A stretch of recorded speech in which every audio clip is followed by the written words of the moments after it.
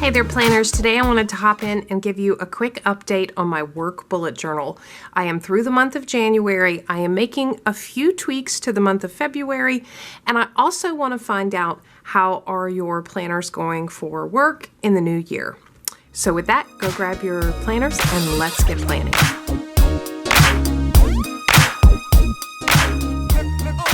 All right, so let's look back at how I set up January, and I will go through this very quickly, but I will be linking the New Year setup video for my work bullet journal above and down in the description box below if you would like to go see a more detailed setup.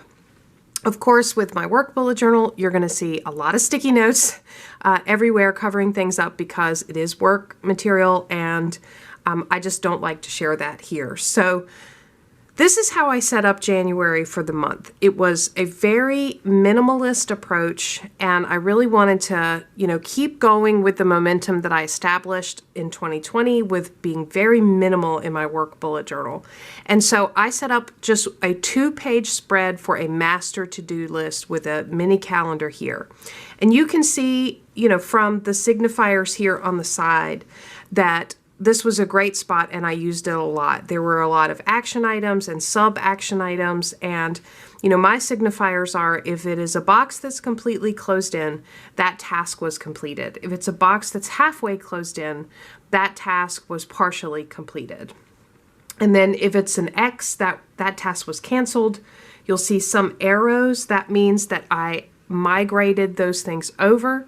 And really, there should be arrows in anything that's not completed. There should be arrows on all of those because all of those would have migrated over, or they would have been X'd out for being canceled.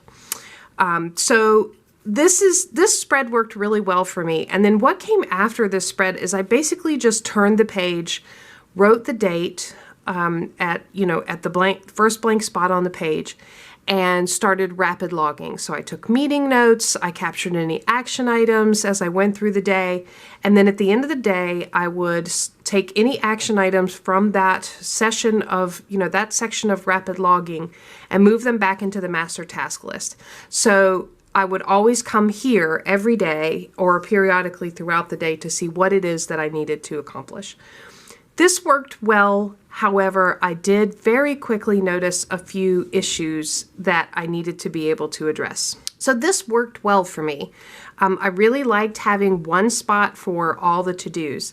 However, I did find in a few areas things that just really didn't work as well for me. And so first of all, this got very cluttered very quickly. And so having to read back over the full list every time to see, particularly when they were not done or many of them were partially complete, having to read back over the full list to see what do I need to do today or what do I need to do this week was very difficult. It was time consuming to read through the whole list. So that was one hang up. The other thing that I really missed from my previous setup in 2020, which I will link that above and down below so you can see how I was using more of a weekly focus setup. I missed the ability to capture things that I really needed to discuss with my leadership team during this week, whatever week I was headed into. And so that I really didn't have the ability to do that here because it's just a master task list. Unless I developed some, a lot of signifiers for, team meetings, things like that, I really didn't have the ability to differentiate those type of items in this list. And then the other thing that I struggled with this is I have specific items that I need to follow up with or touch base on with my direct reports individually. So, John Doe, I need to talk to John Doe about this action item. It was very difficult to manage that in just one master task list. And if I tried to bury it in the rapid logging pages, it was difficult to find there too. So I knew I wanted to head it into February. I knew I wanted to make a few changes. And so that's what I'm going to go over with you today, how I've set up February, and we're 1 week into February. So I've used this for a week now. And I really am enjoying the setup. So I'm going to go over that with you now.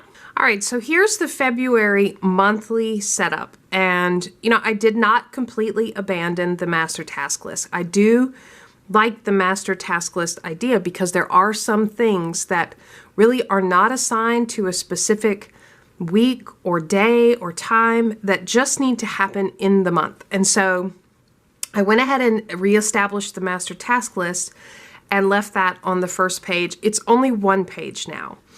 The other thing I've added here is I've got the mini calendar, and I also made a list of all the big meetings because I really needed to call out for myself in one place, what's coming up. And this is really for when I'm not directly accessing my calendar, because of course I use Outlook, and manage my actual calendar and appointments that way.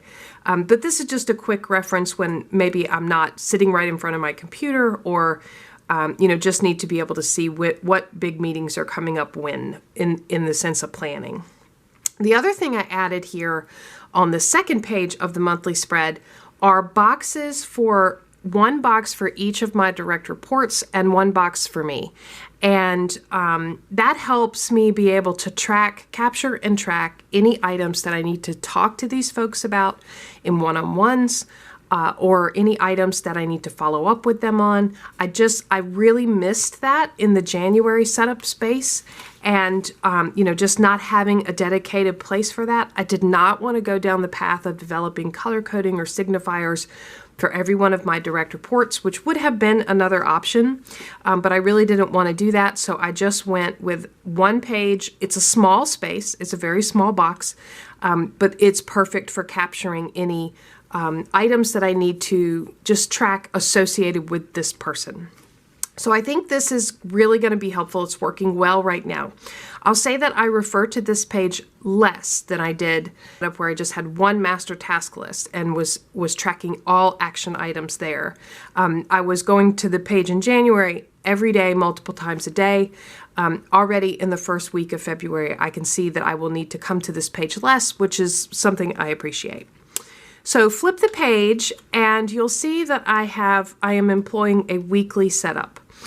So I did a lot of studying on planners, different types of planners, and one planner that I've been particularly interested in recently is the Hobonichi Cousins. It's an A5 planner, and the way the planner is structured, it has yearly pages, monthly pages, weekly pages, and daily pages.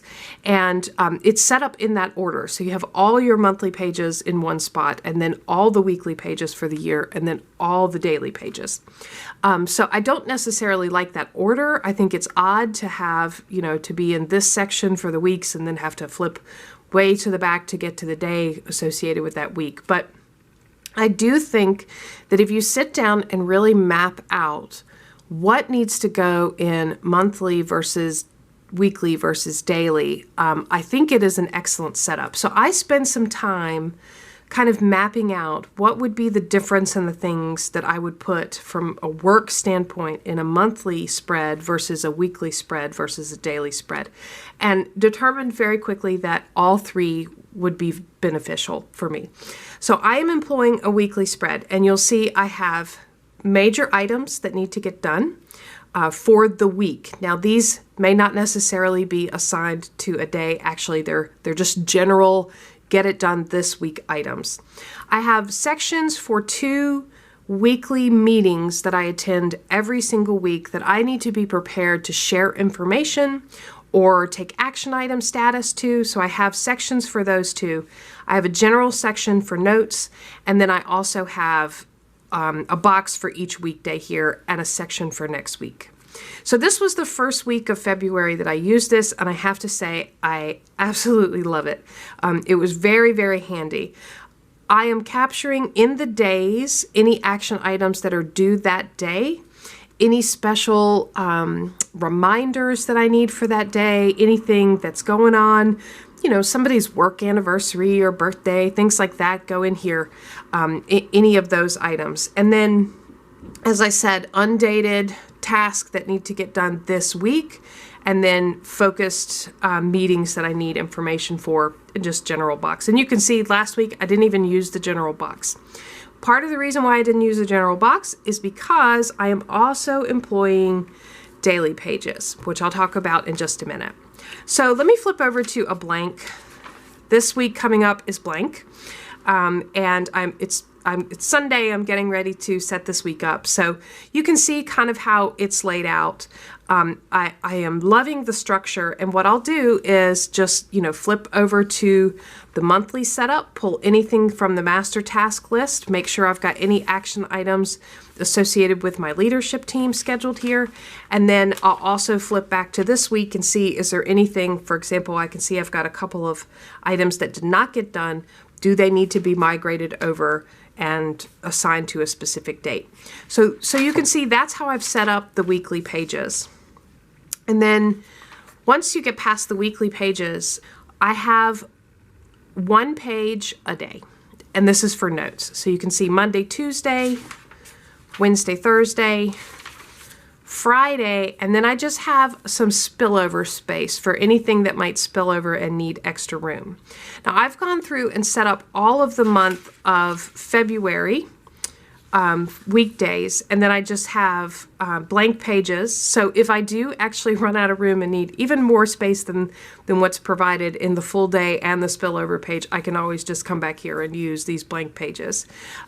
But I am finding this is very handy. Now, sometimes I don't use the full page, and I'm okay with that. That was part of my struggle with dedicating a page to a day, is what if I don't use the whole page? I've wasted paper.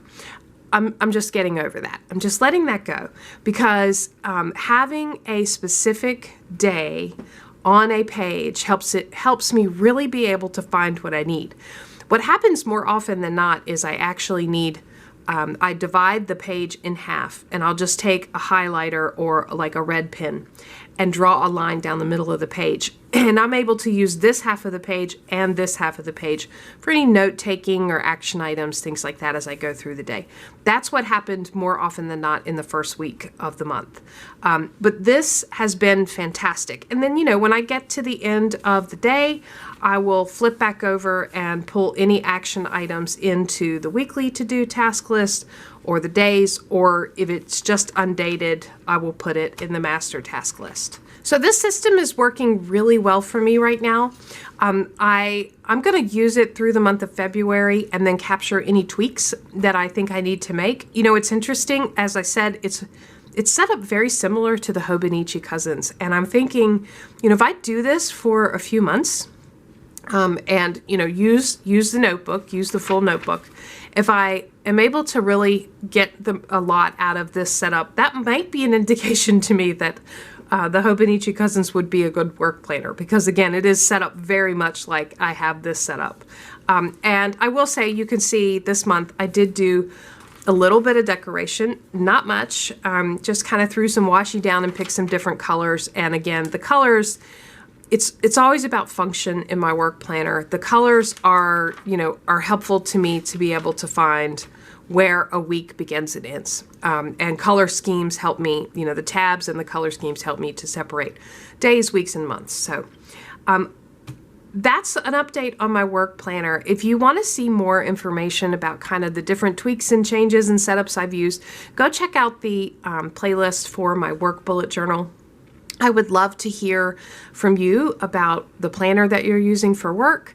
What are the spreads that work for you? What are the aspects that don't work for you? What did you learn in the month of January that you're carrying into February and maybe making some tweaks on? I would love to hear that all in the comments below. I hope you enjoyed the video. If so, give me a thumbs up and let me know. As always, subscribe to Planning Annie for more content like this. Thanks for planning with me.